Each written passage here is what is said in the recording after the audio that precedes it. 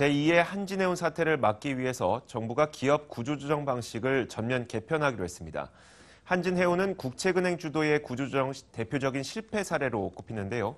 앞으로는 1조 원 규모의 구조조정 펀드를 설립하는 등 시장 주도로 산업계 영향을 충분히 반영해 추진한다는 방침입니다. 이재경 기자입니다. 한진해운은 지난해 8월 산업은행 등 채권단에 의해 법정 관리에 들어갔습니다. 그 후 대규모 물류 대란이 벌어졌고 신뢰를 잃은 한진해운은 올해 2월 청산됐습니다.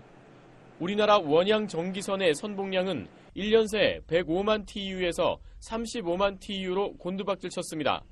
한진해운의 구조조정 과정은 국책은행이 재무적 관점으로 주도하면서 산업 경쟁력을 크게 떨어뜨린 사례로 지목됩니다.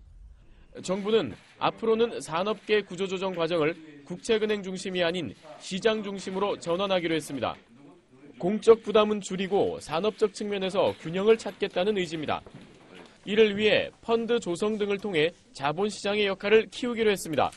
특히 내년 상반기 중 가능한 빠른 시간 내에 1조 원 규모의 구조조정 펀드를 조성하는 등 자본시장의 역할을 강화하고 회생법원을 통한 구조조정도 활성해 나가도록 하겠습니다.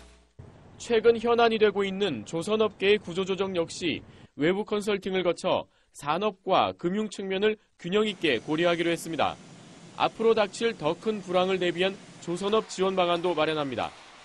내년엔 한국해양진흥공사가 출범하는데 국적선사에 금융 지원을 해서 새 선박을 발주할 수 있도록 할 방침입니다.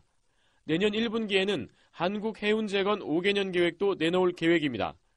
중장기적으로는 정부가 내년 초에 주요 정책 과제와 프로젝트를 포함한 조선산업 혁신성장 추진 방안을 발표할 예정입니다. 머니투데이 방송 이재경입니다.